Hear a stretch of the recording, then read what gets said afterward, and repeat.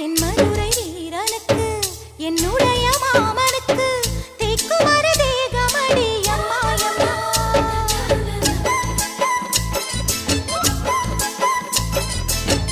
மாமன் பெற்ற பெண்ணுனக்கு மையெழுதும் கண் எதுக்கு என்னை வந்து கொல்லுதடி அம்மாயம்மா.